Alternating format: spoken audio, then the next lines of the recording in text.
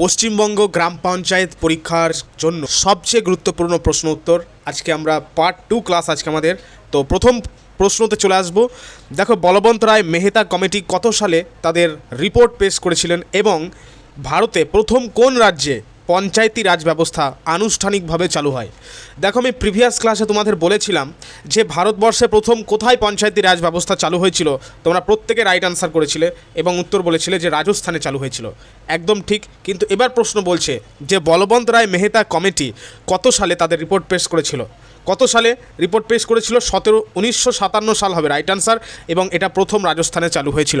ঠিক আছে, 1957 সালের নভেম্বর মাসে, মনে রাখবে 1957 সালের নভেম্বর মাসে এই কমিটি রিপোর্ট পেশ করে। এই কমিটির সুপারিশে যেটা ত্রিস্তরীয় পঞ্চায়েত ব্যবস্থার মানে বলা যায় আর কি জন্ম হয়েছিল। ত্রিস্তরীয় পঞ্চায়েত ব্যবস্থা। ত্রিস্তরীয় পঞ্চায়েত ব্যবস্থা কী কী অলরেডি আমি তোমাদের ডিসকাস করে দিয়েছি প্রিভিয়াস ক্লাসে। তো যাই হোক, আমি আর রিপিট করছি না, মেনশন করছি না। তো পরবর্তী যেটা ইম্পর্টেন্ট আমাদের, যে ওই যে 1959 সাল দেখতে পাচ্ছ, তো এই 1959 সালে 2রা অক্টোবর রাজস্থানের নাগৌর জেলায় প্রথম পঞ্চায়েতি রাজ ব্যবস্থার উদ্বোধন হয়েছিল। ঠিক আছে, প্রথম পঞ্চায়েতি রাজ ব্যবস্থার উদ্বোধন হয়েছিল কোথায়? এই রাজস্থানের নাগৌর জেলায়। সেটা হচ্ছে 1959 সালে 2রা অক্টোবর। ক্লিয়ার প্রত্যেকের কাছে? এবং এই যে প্রশ্নটা আমি তোমাদের করালাম, এই প্রশ্নটা হচ্ছে অ্যাকচুয়ালি হাওড়া জেলা পঞ্চায়েত পরীক্ষায় এসেছিল 2015 প্রশ্ন এটা। ঠিক আছে, 2015 প্রশ্ন। তো এইরকমই প্রশ্ন আজকের ক্লাসে। সো আশা করি প্রত্যেককে কিন্তু অনেকটাই কিন্তু উপকৃত করবে আজকের ক্লাসটি। সো তোমরা থরলি কিন্তু অ্যাটেন্ড করতে থাকো। তার আগে ছোট্ট একটা কথা বলবো, প্রত্যেকে কিন্তু লাইক করে দেবে আজকের এই গুরুত্বপূর্ণ ক্লাসটিকে, এবং নতুন ক্যান্ডিডেটসদের বলবো সাবস্ক্রাইব করে নাও আগামী দিনের এরকম ধরনের ক্লাসগুলো পাওয়ার জন্য এবং চাকরি সংক্রান্ত সঠিক আপডেট সঠিক সময়ে পাওয়ার জন্য। So let us start. Next কোশ্চেনে এবার আমরা চলে যাব। তো প্রত্যেককে বলবো নিচে কমেন্টে একটা লিঙ্ক পিন করে দেওয়া হয়েছে, হোয়াটসঅ্যাপ গ্রুপ ব্যাচের লিঙ্ক। ফ্রি তোমরা ডেলি জিকে কুইজ প্র্যাকটিস করতে পারবে, কন্টেন্টগুলো পেয়ে থাকবে, এবং হচ্ছে সঙ্গে পিডিএফ, ইবুক, নোটস ইত্যাদি কিন্তু হোয়াটসঅ্যাপ চ্যানেল গ্রুপে পেয়ে যাবে তোমরা। বহু ছাত্রছাত্রীরা রয়েছে প্র্যাকটিস করে, তো তোমরাও কেন বাদ থাকবে? You should avail yourselves of this opportunity. তো সেই কারণেই বলবো যে তোমরা প্রত্যেকে ওই কমেন্টে দেওয়া লিঙ্ক ক্লিক করে হোয়াটসঅ্যাপ গ্রুপ জয়েন করে নাও, হোয়াটসঅ্যাপ চ্যানেল গ্রুপ জয়েন করে নাও, এবং নোটিফিকেশন অল করে রেখে। যদি তোমরা কমেন্টের লিঙ্ক না পাও, তোমরা অবশ্যই ডেসক্রিপশনেও পেয়ে যাবে। নেক্সট কোশ্চেনে চলে আসি। নেক্সট 2 নম্বর কোশ্চেন আমাদের, যে পশ্চিমবঙ্গের ত্রিস্তর পঞ্চায়েত আইন, ওয়েস্ট বেঙ্গল পঞ্চায়েত অ্যাক্ট, ঠিক আছে, ওয়েস্ট বেঙ্গল পঞ্চায়েত অ্যাক্ট, তো এটা কত সালে পাস হয়েছিল? রাইট আনসার কী হবে? দেখো অপশানগুলো ভালো করে দেখো। আমার আগে প্রত্যেকে রাইট আনসার করার চেষ্টা করো। কোথায়? কমেন্ট বক্সে। দেখো উত্তর হয়ে যাবে 1973 সাল হয়ে যাবে এক্ষেত্রে রাইট আনসার। এবং এই যে ওয়েস্ট বেঙ্গল পঞ্চায়েত অ্যাক্ট, এই আইনটি 1973 সালে পাস হলেও, ভালো করে মাথায় রাখবে, 1973 সালে পাস হলেও এই নতুন আইন অনুযায়ী, ঠিক আছে, পশ্চিমবঙ্গের প্রথম পঞ্চায়েত নির্বাচন অনুষ্ঠিত হয়েছিল কোন মাসে? তোমরা প্রত্যেকে বলবে স্যার জুন মাসে হয়েছিল। জুন মাসে। জুন মাসের কত তারিখে? 4 জুন। এবং কোন সালে হয়েছিল? 1978 সালে। 1978 সালে হয়েছিল। ক্লিয়ার প্রত্যেকের কাছে? নেক্সট কোশ্চেন দেখো, ভারতীয় সংবিধানের 243 ধারায় পঞ্চায়েতের হাতে মোট কতটি বিষয়ের ওপর কাজ করার ক্ষমতা বা দায়িত্ব দেওয়া হয়েছে? উত্তর হবে 19টি হবে না, 29টি হবে দায়িত্ব দেওয়া হয়েছে। ঠিক আছে, এবং এটা 11th শিডিউল অনুযায়ী, ঠিক আছে, 11th শিডিউল অনুযায়ী 29টি বিষয়ের উল্লেখ রয়েছে। যেমন ধরো বলা যায় যে কৃষি, ভূমি সংস্কার, পানীয় জল, তারপরে দারিদ্রতা দূরীকরণ ইত্যাদি ইত্যাদি বিষয়ের উল্লেখ করা হয়েছে এখানে। কোশ্চেন নাম্বার 4 বলা হচ্ছে যে পঞ্চায়েত সমিতি স্তরে প্রধান কার্যনির্বাহী আধিকারিক অর্থাৎ এক্সিকিউটিভ অফিসার হিসেবে কে দায়িত্ব পালন করেন? ভালো করে আরেকবার ভালো করে প্রশ্নটা দেখা যাক। বলছে পঞ্চায়েত সমিতি স্তরে, পঞ্চায়েতের যেটা 3টে স্তর, তার মধ্যে অন্যতম একটি স্তর হলো পঞ্চায়েত সমিতি স্তর। তো এই পঞ্চায়েত সমিতি স্তরে প্রধান কার্যনির্বাহী আধিকারিক অর্থাৎ এক্সিকিউটিভ অফিসার হিসেবে দায়িত্ব পালন করে থাকেন কে করে থাকেন? অপশানগুলো ভালো করে দেখো আগে। বলা হচ্ছে এসডিও অর্থাৎ মহকুমা শাসক মানে সাব ডিভিশনাল অফিসার, বিডিও অর্থাৎ ব্লক উন্নয়ন আধিকারিক অর্থাৎ যেটাকে ইংরেজিতে বলা হয় ব্লক ডেভেলপমেন্ট অফিসার, ডিএম মানে হচ্ছে জেলা শাসক অর্থাৎ ডিস্ট্রিক্ট ম্যাজিস্ট্রেট, নাকি সভাপতি? এটা রাইট আনসার হয়ে যাবে, যেহেতু পঞ্চায়েত সমিতির প্রধান কার্যনির্বাহী আধিকারিক বলা হচ্ছে, তো এখানে উত্তর হয়ে যাবে ব্লক উন্নয়ন আধিকারিক অর্থাৎ বিডিও। ঠিক আছে, মানে পদাধিকার বলে বিডিও হলেন পঞ্চায়েত সমিতির প্রধান কার্যনির্বাহী আধিকারিক। ক্লিয়ার প্রত্যেকের কাছে? অন্যদিকে যদি দেখা যায় যে গ্রাম পঞ্চায়েতের ক্ষেত্রে, তো গ্রাম পঞ্চায়েতের ক্ষেত্রে কিন্তু এই প্রশাসনিক দায়িত্ব কে সামলে থাকেন? আমি প্রিভিয়াস ক্লাসে তোমাদের বলে দিয়েছিলাম, আর একবার রিপিট করে দিচ্ছি, পঞ্চায়েত সেক্রেটারি। ক্লিয়ার? এবং জেলা পরিষদের ক্ষেত্রে ডিএম অর্থাৎ সাব মানে ডিস্ট্রিক্ট ম্যাজিস্ট্রেট, দায়িত্ব পালন করে থাকেন। তো তিনটে যে পঞ্চায়েত স্তর, একটা পঞ্চায়েত সমিতি, পঞ্চায়েতের মানে গ্রাম পঞ্চায়েত এবং হচ্ছে জেলা পরিষদ, তিনটের ক্ষেত্রে কে দায়িত্ব, প্রশাসনিক দায়িত্ব কারা সামলান বলে দেওয়া হলো। এবং এটা মুর্শিদাবাদ জেলা পঞ্চায়েত পরীক্ষা 2013 প্রশ্ন। আজকে কিন্তু একদম টপ ক্লাসের কিন্তু প্রশ্নগুলো নিয়ে আসা হয়েছে, একটু অ্যাডভান্স লেভেল প্রিভিয়াস ক্লাসের থেকে। Next question. নেক্সট দেখো, অশোক মেহতা কমিটি, ঠিক আছে, অশোক মেহতা কমিটি 1977 তো ভারতের পঞ্চায়েত ব্যবস্থাকে কয়টি স্তরে গঠন করার সুপারিশ করেছিল? এটা রিপিট হয়ে গেছে কোশ্চেনটা, প্রিভিয়াস ক্লাসে তোমাদের বলেছিলাম দুটি স্তর এর কথা বলা হয়েছিল, একটা হচ্ছে মণ্ডল পঞ্চায়েত আর অন্যদিকে ছিল হচ্ছে জেলা পরিষদ, ঠিক আছে, দুই স্তরের কথা বলেছিলেন। তো যাই হোক, নেক্সট কোশ্চেন, কিন্তু এই সুপারিশ কিন্তু গৃহীত হয়নি, ঠিক আছে, গৃহীত হয়নি। নেক্সট কোশ্চেন, কোনো গ্রাম পঞ্চায়েত যদি নির্দিষ্ট সময়ের আগে ভেঙে দেওয়া হয় তবে কত মাসের মধ্যে পুনরায় নির্বাচন করা বাধ্যতামূলক? অপশানগুলো ভালো করে দেখো, রাইট অ্যান্সার কী হবে? 6 মাস হয়ে যাবে রাইট অ্যান্সার, ঠিক আছে, 6 মাস। নেক্সট কোশ্চেন, যে ভারতের কোন রাজ্যে পঞ্চায়েত নির্বাচন করার চূড়ান্ত সিদ্ধান্ত গ্রহণ, মানে কোনো রাজ্যে পঞ্চায়েত নির্বাচন করার চূড়ান্ত সিদ্ধান্ত কে গ্রহণ করে থাকেন? সংশ্লিষ্ট রাজ্যের রাজ্য সরকার গ্রহণ করে থাকেন। এটা তো ক্লিয়ার, একদম ইজি একটি কোশ্চেন ছিল, মানে নির্বাচন করার সিদ্ধান্ত নেয় রাজ্য সরকার, ঠিক আছে, কিন্তু সেই নির্বাচনটি পরিচালনা বা আয়োজন করার সম্পূর্ণ দায়িত্ব থাকে রাজ্য নির্বাচন কমিশন, যেটাকে ইংরেজিতে বলা হয় স্টেট ইলেকশন কমিশনের ওপর। ক্লিয়ার প্রত্যেকের কাছে আশা করি। নেক্সট দেখো, কততম সংবিধান সংশোধনীর মাধ্যমে পঞ্চায়েত স্তরে মহিলাদের জন্য ন্যূনতম 1/3 আসন সংরক্ষণ করা হয়েছে? এটা হচ্ছে কততম?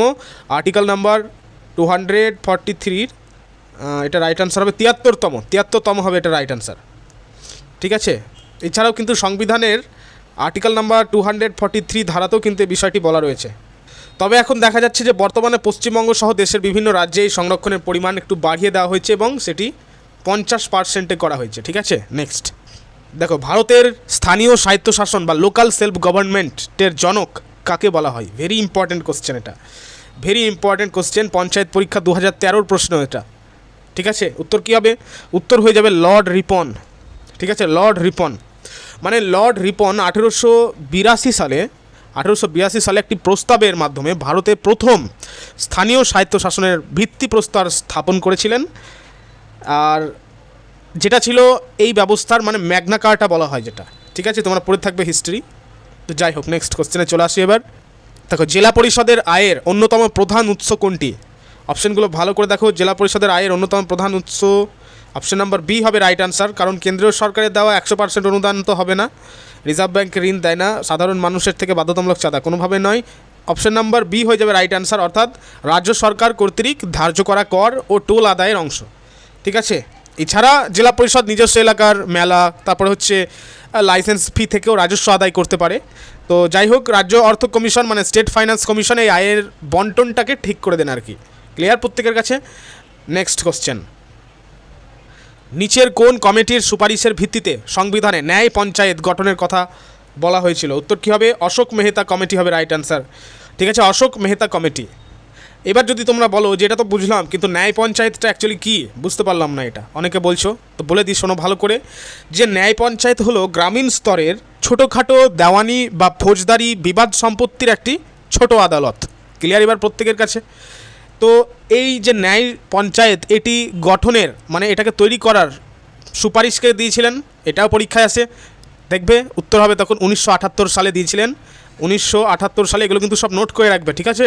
1978 সালে অশোক মেহতা কমিটি এটি গঠনের সুপারিশ দিয়েছিলেন, অর্থাৎ ন্যায় পঞ্চায়েত গঠনের সুপারিশ দিয়েছিলেন। ক্লিয়ার প্রত্যেকের কাছে একদম? Next question. তো প্রত্যেককে বলবো অবশ্যই কিন্তু আরও একবার বলবো ছোট্ট করে যে লাইক করে দিও এবং সাবস্ক্রাইব করে নাও, ঠিক আছে, পাশে থাকা বেল বাটন হিট করে নাও। আগামী দিনে ভেরি ইম্পর্টেন্ট কোশ্চেনগুলো কিন্তু আসতে চলেছে এবং আরও একটু মডারেট টু হার্ড টাইপের আমরা প্র্যাকটিস সেটগুলোকে আমরা ভালো করে আমরা প্র্যাকটিস করে নেব। পরীক্ষার পূর্ব মুহূর্তগুলোকে ভালোভাবে আমাদের কাজে লাগাতে হবে, ঠিক আছে। তো যাই হোক, তোমাদেরকে বলবো জাস্ট একটু শেয়ার করে দাও তোমাদের বন্ধুদের কাছে, এবং কমেন্টে দিয়ে দেওয়া হয়েছে, আবার বলছি ডেসক্রিপশনে দিয়ে দেওয়া হয়েছে লিঙ্কে ক্লিক করে তোমরা হোয়াটসঅ্যাপ চ্যানেল গ্রুপ জয়েন করে নাও। ডেলি জিকে কুইজ প্র্যাকটিস করতে পারবে, প্লাস ইবুক পিডিএফ নোটসগুলো কিন্তু যথাসময়ে পেয়ে যাবে, ঠিক আছে। নেক্সট কোশ্চেন, বলা হচ্ছে যে ভারতের সংবিধানের কোন অংশে পার্ট মানে কত নম্বর পার্টে পঞ্চায়েতি রাজ ব্যবস্থার উল্লেখ আছে? এটা তো ইজি, আমি প্রিভিয়াস ক্লাসেও বলেছি তোমাদের, পার্ট নাম্বার 9 হবে রাইট আনসার, ঠিক আছে। দেখো, কোন ধারা অনুযায়ী যে গ্রামসভা গঠিত হয়? উত্তর হবে ধারা নম্বর 16, ঠিক আছে, 16। নেক্সট কোশ্চেন দেখো, রাজ্য নির্বাচন কমিশনারকে নিযুক্ত করেন কে? মানে রাজ্য নির্বাচন কমিশনারকে মানে স্টেট ইলেকশন কমিশনারকে কে নিযুক্ত করেন আর কি। এখানে অপশানগুলো ভালো করে দেখো। ভারতের রাষ্ট্রপতি রয়েছে, তারপরে হচ্ছে রাজ্যের মুখ্যমন্ত্রী, রাজ্যের রাজ্যপাল, হাইকোর্টের প্রধান বিচারপতি। তো আমি প্রথমত একটা বিষয় তোমাদের ক্লিয়ার করে দিই যে রাজ্যপাল নিযুক্ত করে, ঠিক আছে, রাজ্যের রাজ্যপাল নিযুক্ত করে, আমি মার্ক করে দিই এখানে, রাজ্যের রাজ্যপাল নিযুক্ত করেন। তো রাজ্যের রাজ্যপাল নিযুক্ত করলেও রাজ্য নির্বাচন কমিশনারকে মানে স্টেট ইলেকশন কমিশনারকে তার পদ থেকে সহজে সরানো যায় না, ঠিক আছে, এটা কিন্তু ভালো করে মনে রাখবে। হাইকোর্টের বিচারককে যে কঠোর পদ্ধতিতে সরানো হয়, ঠিক আছে, মানে তোমরা তো দেখেছো যে হাইকোর্টের একজন বিচারপতিকে সরাতে গেলে কতটা কঠোর পদ্ধতি অবলম্বন করতে হয়, যে ইমপিচমেন্ট আনা হয়, কত রকম যে প্রসিজিওরগুলো আছে। তো ওনাকে সরাতে গেলেও মানে স্টেট ইলেকশন কমিশনারকে সরাতে গেলেও কিন্তু ঠিক একই পদ্ধতি অবলম্বন করতে হয়। এবং এই প্রশ্নটা 2014 সালে পঞ্চায়েত পরীক্ষায় এসেছিল, ঠিক আছে, মালদা জেলা পঞ্চায়েত। তো প্রত্যেককে কিন্তু কমেন্ট করে আমাকে বলবে, প্রত্যেকের কাছ থেকে কিন্তু ফিডব্যাকটা চাই যে আজকের এই ক্লাসটিকে তোমাদের কেমন মনে হচ্ছে। এই যে আমরা প্র্যাকটিস করছি তার সঙ্গে সঙ্গে রেফারেল ডিসকাশনেও অতিরিক্ত তথ্যগুলো কিন্তু জানা হয়ে যাচ্ছে আমাদের রেফারেল ডিসকাশনে।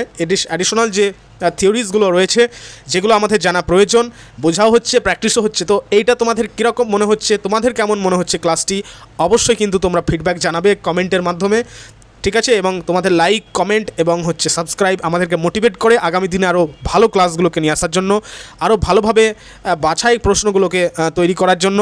তো যাই হোক, প্রত্যেককে বলবো অবশ্যই কিন্তু প্রত্যেকের নিজস্ব রেসপেক্টিভ ফিডব্যাক কিন্তু পুট ফরওয়ার্ড করবে কমেন্টে। ক্লিয়ার প্রত্যেকের কাছে? নেক্সট কোশ্চেন, ভারতের প্রথম কোন কেন্দ্রশাসিত অঞ্চলে পঞ্চায়েত রাজ ব্যবস্থার প্রথম চালু হয়েছিল?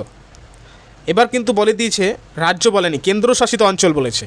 তখন রাইট অ্যান্সার কী হয়ে যাবে? দেখো অপশানগুলো ভালো করে, আন্দামান নিকোবর তো হবে না, লাক্ষাদ্বীপও হবে না, দিল্লি হবে না, চণ্ডীগড় হয়ে যাবে রাইট অ্যান্সার।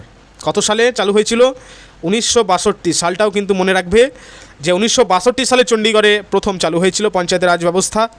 তো বর্তমানে দিল্লির নিজস্ব গ্রামীণ পঞ্চায়েত ব্যবস্থা নেই, যেখানে মনে রাখবে যে কর্পোরেশন বা কাউন্সিল কাজ করে, ঠিক আছে। পঞ্চায়েতি রাজ ব্যবস্থা কিন্তু দিল্লিতে নেই, পরীক্ষায় কিন্তু এটা দিয়ে দিতে পারে তোমাদের, যে বর্তমানে দিল্লির কি নিজস্ব কোনো গ্রামীণ পঞ্চায়েত ব্যবস্থা আছে? অপশন হবে নেই, ঠিক আছে, কারণ সেখানে কিভাবে কাজ হয়, কর্পোরেশন বা কাউন্সিল হিসেবে কাজ হয়। নেক্সট কোশ্চেন, ভারতের সংবিধানের কোন অনুচ্ছেদে নির্দেশমূলক নীতির অধীনে রাজ্যগুলোকে গ্রাম পঞ্চায়েত গঠনের নির্দেশ দেওয়া হয়েছে? কত নম্বর অনুচ্ছেদ অনুযায়ী? 40 নম্বর অনুচ্ছেদ অনুযায়ী, ঠিক আছে। জেলা পরিষদের প্রধান কার্যনির্বাহী আধিকারিককে বলো তো তোমরা, জেলা পরিষদের প্রধান কার্যনির্বাহী আধিকারিক কে হন? আমি তোমাদের বললাম একটু আগেই যে জেলা পরিষদের প্রধান কার্যনির্বাহী আধিকারিক হলেন ডিএম, অর্থাৎ ডিস্ট্রিক্ট ম্যাজিস্ট্রেট, মানে জেলা শাসক, ঠিক আছে। তো বলা হচ্ছে প্রশ্নে যে জেলা শাসক মানে এই ডিএম কার দ্বারা মনোনীত বা নিয়োগ করা হয়, কার দ্বারা?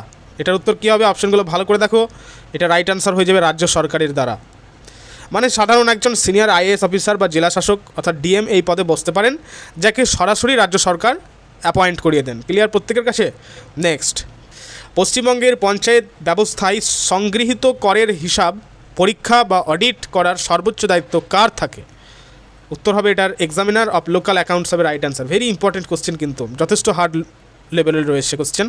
তো যাই হোক, পশ্চিমবঙ্গের পঞ্চায়েত আইনের নিয়ম মেনে স্থায়িত্ব শাসন সংস্থাগুলো অডিট করার জন্য বিশেষ মানে এটাকে বলা হয় উইং, ঠিক আছে, হস্যই অনেশ্বর, উইং বলা হয় এটাকে। তো এই বিশেষ উইং কিন্তু কাজ করে, মানে examiner of local accounts. Next, কত সালে 73তম সংবিধান সংশোধনী আইনটি সারা দেশে কার্যকর হয়েছিল? আবারও প্রশ্নটা ভালো করে দেখো, 73তম সংবিধান সংশোধনী আইন, এটার আনসার হয়ে যাবে অপশন নাম্বার বি, অর্থাৎ 24 এপ্রিল 1993। মানে 1992 পাস হলেও লাগু হয়েছিল 24 এপ্রিল 1993, ঠিক আছে। এই কারণে প্রতি বছর দেখবে 24 এপ্রিল দিনটিকে আমরা কী দিন হিসেবে মানে কী দিবস হিসেবে পালন করি? পঞ্চায়েতি রাজ মানে জাতীয় পঞ্চায়েত রাজ দিবস হিসেবে পালন করি। কোন দিনটিকে? এই 24 এপ্রিলকে। এটাও কিন্তু পরীক্ষায় দিয়ে দিতে পারে, ঠিক আছে। নেক্সট কোশ্চেন, পশ্চিমবঙ্গের পঞ্চায়েত সমিতির কার্যনির্বাহী, এবার কিন্তু পঞ্চায়েত সমিতির কার্যনির্বাহীর কথা বলা হচ্ছে। প্রধান কে হন বলো? এটা আমি তোমাদের অলরেডি বলে দিলাম, যেটা একটু আগে যেটা বললাম, সেক্রেটারি অর্থাৎ সভাপতি। আলিপুরদুয়ার জেলাটি কত সালে জলপাইগুড়ি জেলা ভেঙে গঠিত হয়েছিল? উত্তর হবে 2014 সালে, ঠিক আছে, 2014 সালে। এবং পশ্চিমবঙ্গের কততম জেলা হিসেবে আত্মপ্রকাশ করে? 20তম জেলা হিসেবে আত্মপ্রকাশ করে। কোন নদীকে পশ্চিমবঙ্গের দক্ষিণের দামোদর বা দুঃখের নদী বলা হয়? আশা করি প্রত্যেকে পারবে। উত্তর হবে দামোদর নদীকে। ঠিক আছে, কেন বলা হয় তোমরা হয়তো কোশ্চেন করবে এমনটা কেন বলা হয়, কারণ দামোদর উপত্যকায় আগে যে মারাত্মক বন্যা হতো তাতে করে কিন্তু একদম দুকুল ভাসিয়ে দিত। ঠিক আছে, অনেক চাষের ক্ষতি হয়েছে, তো এই কারণেই একে দুঃখের নদী বলা হয়। ঠিক আছে, এবং যদি পরীক্ষায় দিয়ে দেয় যে এই দামোদর নদীর উৎপত্তি কোথা থেকে, তখন উত্তর হয়ে যাবে ঝাড়খণ্ডের খামারপাত পাহাড় থেকে এর উৎপত্তি। এবং এই প্রশ্নটা 2016 সালের প্রশ্ন পঞ্চায়েতের। নেক্সট, পশ্চিমবঙ্গের বর্তমান রাজ্যপালের নাম কি? প্রত্যেকে আমরা জানি সিভি আনন্দ বোস। ভারতের জীবন বীমা নিগম লিমিটেড মানে এলআইসি, যেটার পুরো নাম লাইফ ইন্স্যুরেন্স, কত সালে প্রতিষ্ঠিত হয়েছিল? 1956 সালে প্রতিষ্ঠিত হয়েছিল। ঠিক আছে, 1956 সালে।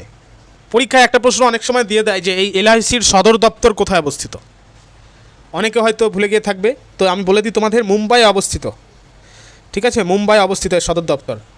নেক্সট, বিখ্যাত যে প্লেগ রোগ তোমরা শুনে থাকবে, তো এই প্লেগ রোগের যে প্রতিষেধক মানে অ্যান্টিডোট বা যেটাকে ভ্যাকসিন বলা হয়, তো এই প্লেগ রোগের প্রতিষেধক বা ভ্যাকসিন কে আবিষ্কার করেছিলেন? কে আবিষ্কার করেছিলেন বলো? উত্তর হবে অপশান নাম্বার সি, ওয়ালডেমার হাফকিন। ঠিক আছে, মানে ডাক্তার হাফকিন বলা হয় ওনাকে। তো ডাক্তার হাফকিন মানে এখন তো বর্তমানে মুম্বাই নাম হয়েছে, আগে ওটার নাম ছিল বোম্বাই। ঠিক আছে, তো ডাক্তার হাফকিন বোম্বাইতে তৎকালীন একটি প্রতিষেধক তৈরি করেছিলেন। ঠিক আছে, এবং সেটা হচ্ছে প্লেগ রোগের প্রতিষেধক। তো সেটা নিয়ে অনেক হিস্ট্রি রয়েছে, এখন আমি বলছি না। তো যাই হোক, ওনার নাম অনুসারেই এই মুম্বাইয়ের যেটা দেখবে তোমরা হাফকিন ইনস্টিটিউট বলে একটা ইনস্টিটিউট রয়েছে মুম্বাইয়ে, তো ওটা ওনার নাম অনুসারেই কিন্তু দেওয়া হয়েছে। ভারতের ডেজার্ট ন্যাশনাল পার্ক কোথায় অবস্থিত? Very important question. কোথায় অবস্থিত? উত্তর হবে রাজস্থানে অবস্থিত। ডেজার্ট ন্যাশনাল পার্ক রাজস্থানে অবস্থিত। ঠিক আছে, এবং এটি অ্যাকচুয়ালি একটি থর মরুভূমির অঞ্চলে অবস্থিত। ঠিক আছে, এই ডেজার্ট ন্যাশনাল পার্ক যেটা বলা হচ্ছে, যেটা রাজস্থানে অবস্থিত, তো এটা হচ্ছে অ্যাকচুয়ালি থর মরুভূমি, ভারতের যেটা থর মরুভূমি এর অঞ্চলে অবস্থিত। এখানে একটি পার্ক রয়েছে, এই যে পার্ক দেখতে পাচ্ছ, যেটা বলা হলো যে ভারতের ডেজার্ট ন্যাশনাল পার্ক, তো এই পার্কটি কী জন্য বিখ্যাত তোমাদের জানা আছে? এই পার্কটি হচ্ছে অ্যাকচুয়ালি গ্রেট ইন্ডিয়ান বাস্টার্ড নামে একটি পাখি রয়েছে, যেটা হচ্ছে অ্যাকচুয়ালি বিলুপ্ত প্রায় পাখি। তো সেই পাখির জন্যই কিন্তু এই পার্কটি অ্যাকচুয়ালি বিখ্যাত।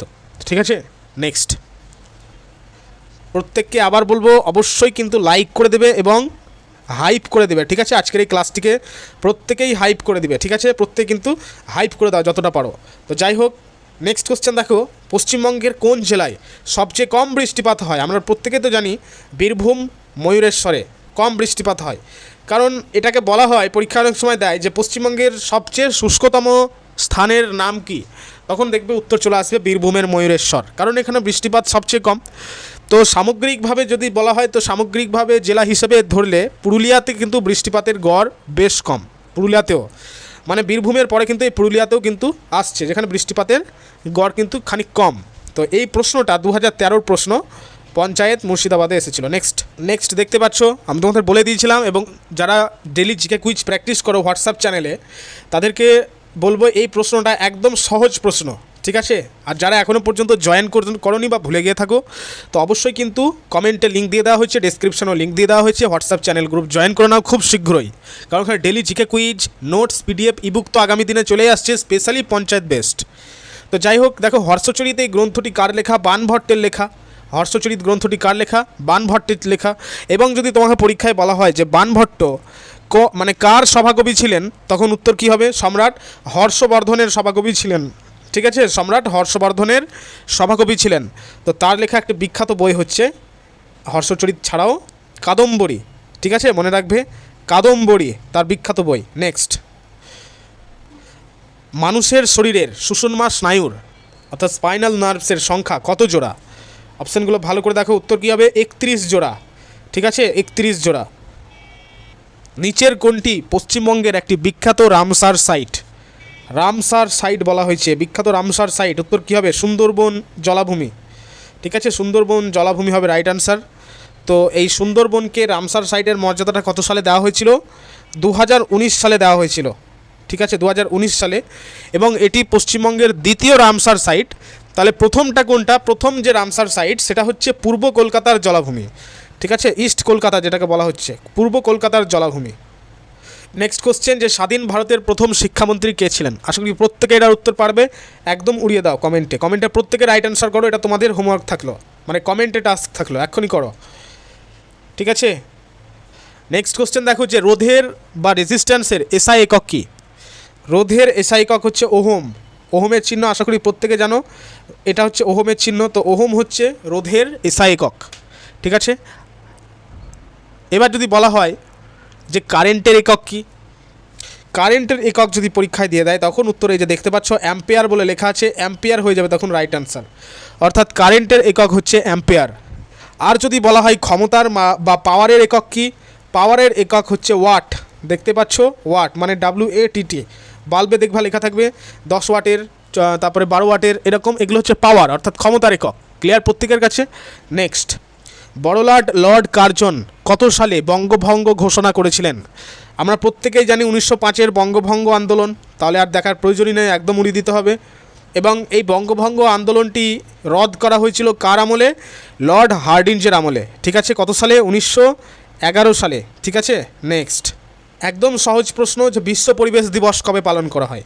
5ই জুন পালন করা হয় বিশ্ব পরিবেশ দিবস, ঠিক আছে। এই যে দেখতে পাচ্ছ তোমরা 22 এপ্রিল, এই 22 এপ্রিল হচ্ছে পরীক্ষা অনেক সময় দেয়, এটাকে বলা হয় আর্থ ডে, ঠিক আছে। এটাকে বলা হচ্ছে আর্থ ডে মানে বিশ্ব ধারিত্রী দিবস।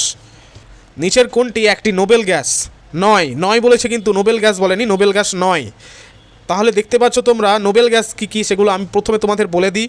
নোবেল গ্যাস যেগুলো বা যেগুলোকে বলা হয় নিষ্ক্রিয় গ্যাস, অর্থাৎ যেগুলো তোমরা পর্যায় সারণীর 18 নম্বর গ্রুপে পাবে, সেগুলো হচ্ছে হিলিয়াম, নিয়ন, আর্গন, ক্রিপ্টন, জেনন, রেডন, ঠিক আছে। তো এখানে কী কী আছে আমরা দেখে নিই। হিলিয়াম আছে, তাহলে অপশন হবে না। নিয়ন তো আছে, অপশন হবে না। হাইড্রোজেন তো নেই, হ্যাঁ হাইড্রোজেন তাহলে হয়ে যাবে, এটা রাইট অ্যান্সার। আর আর্গন তো একটি নোবেল গ্যাস, তাহলে এখানে নোবেল গ্যাস নয়, কোনটি? হাইড্রোজেন। ক্লিয়ার প্রত্যেকের কাছে? নেক্সট, পশ্চিমবঙ্গের সর্বোচ্চ শৃঙ্গ, প্রত্যেকে পারবে উত্তর, সান্দাকফু হবে রাইট অ্যান্সার। এর উচ্চতা কত? 3636 মিটার, মানে 3636, ঠিক আছে, 3636 মিটার।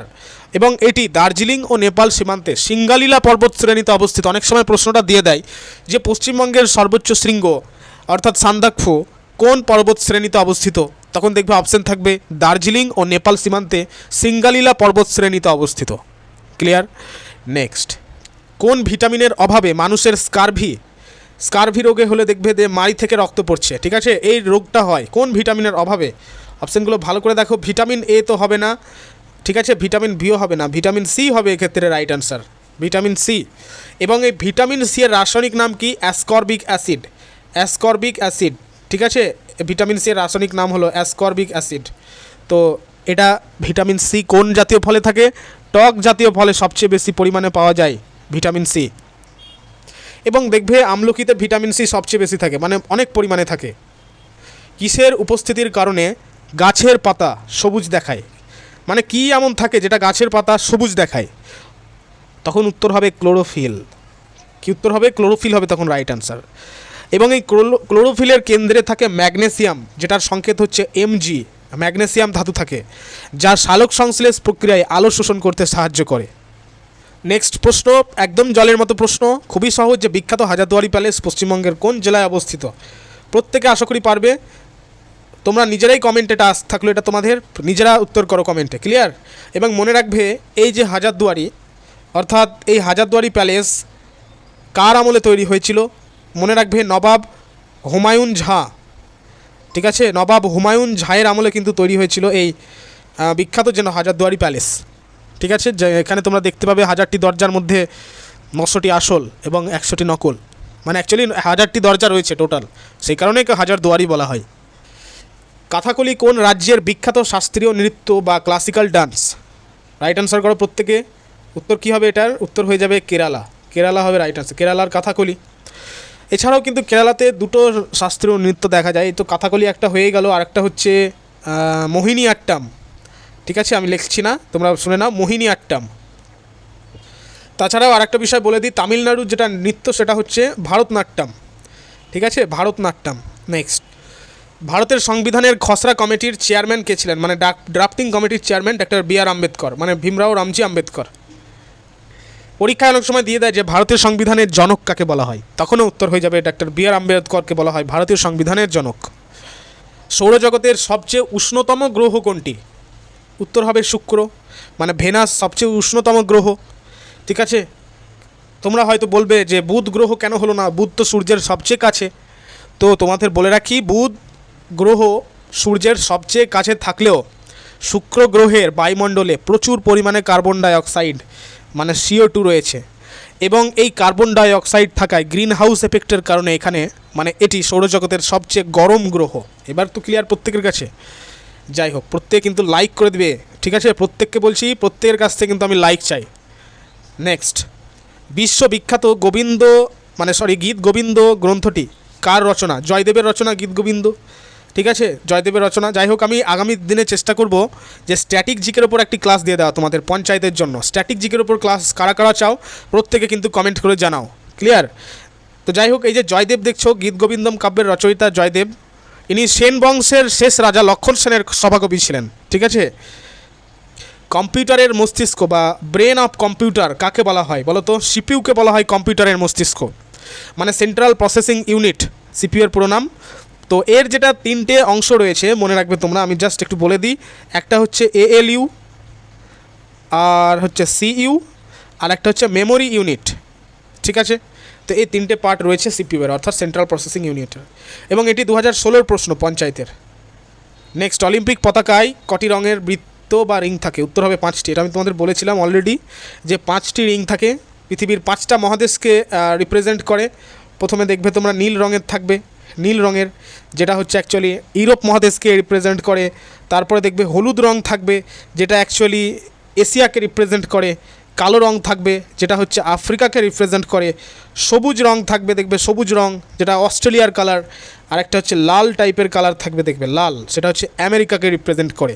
তো এই যে অল টোটাল তোমরা দেখলে 7টি রং, 5টি রং, এই 5টি রং বা এরকম ধরনেরই রঙের বৃত্ত থাকবে অলিম্পিকের, এবং যেগুলো 5টি পৃথক পৃথক মহাদেশকে নির্দেশ করে। ক্লিয়ার প্রত্যেকের কাছে? নেক্সট, তরল অধাতু নিচের কোনটি? ব্রোমিন হবে রাইট আনসার। তরল অধাতু বলতে ব্রোমিনকে বলা হচ্ছে, মানে সাধারণ তাপমাত্রায় ব্রোমিন একমাত্র তরল অধাতু। এবার যদি প্রশ্নটা একটু ঘুরিয়ে দিত, বলা হতো যদি তরল অধাতু জিজ্ঞেস করা হতো, এটা তো তরল অধাতু, মানে সেই কারণেই ব্রোমিন হয়েছে। যদি বলতো তরল ধাতু কী হবে, তখন কিন্তু উত্তর হয়ে যেত পারদ, ঠিক আছে? তখন উত্তর হয়ে যেত পারদ। পানিপথের প্রথম যুদ্ধ কত সালে সংগঠিত হয়? প্রথম যুদ্ধ দেখো 1526 সালে হয়েছিল, বাবর ইব্রাহিম লোদির মধ্যে হয়েছিল এই যুদ্ধ, এবং এই যুদ্ধের মাধ্যমেই ভারতে মুঘল সাম্রাজ্যের যেটা বেস মানে ভিত্তি সেটা তৈরি হয়েছিল। ওজোন স্তরের ঘনত্ব পরিমাপের একক কোনটি? উত্তর কী হবে? ডবসন হবে রাইট আনসার। ওজোন স্তরের ঘনত্ব পরিমাপের একক হচ্ছে ডবসন। নেক্সট কোশ্চেন, যে লোকসভার কার্যকালের স্বাভাবিক মেয়াদ সাধারণত কত বছর? 5 বছর হবে রাইট আনসার। সাধারণত 5 বছর, ঠিক আছে? তো লোকসভা যদি বলা হয় যে একটি স্থায়ী কক্ষের নাম কি, তো হবে লোকসভা। লোকসভা হচ্ছে অ্যাকচুয়ালি স্থায়ী কক্ষ যা 5 বছর অন্তর ভেঙে যায়, ঠিক আছে? 5 বছর অন্তর ভেঙে যায়। কিন্তু রাজ্যসভা হচ্ছে একটি, আমি তোমাদের একটু ভুল বলে দিলাম হয়তো, আরেকবার রিপিট করছি। লোকসভা হচ্ছে অস্থায়ী কক্ষ, ঠিক আছে? অস্থায়ী, কারণ যেহেতু 5 বছর পর পর ভেঙে যাচ্ছে, এবং রাজ্যসভা হচ্ছে স্থায়ী কক্ষ যার সদস্যদের যেটা মেয়াদ সেটা হচ্ছে 6 বছর, ঠিক আছে? দুটো কিন্তু আলাদা রয়েছে, মনে রাখবে। আরেকবার ক্লিয়ার করে দিই, লোকসভার যেটা আছে সেটা হচ্ছে একটি অস্থায়ী কক্ষ যেটা 5 বছর অন্তর ভেঙে যায়, এবং রাজ্যসভা হচ্ছে একটি স্থায়ী কক্ষ যেটা 6 বছর অন্তর মানে ভাঙে, মানে হচ্ছে সদস্যদের যেহেতু মেয়াদ 6 বছর। তো যাই হোক, নেক্সট, এবং this is the last question of this class, question number 50। নীতি আয়োগ এর পদাধিকার বলে চেয়ারম্যান বা সভাপতি কে হন?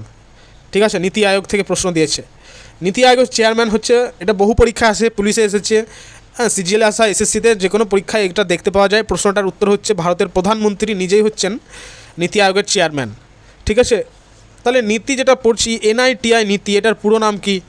নীতির পুরো নাম হচ্ছে, ভালো করে জেনে মনে রাখবে, national institution for transforming India. আরেকবার রিপিট করছি, national, N for national, I দিয়ে হচ্ছে ইনস্টিটিউশন, ফর T দিয়ে টেকনোলজি, ট্রান্সফর্মিং ইন্ডিয়া। ক্লিয়ার প্রত্যেকের কাছে?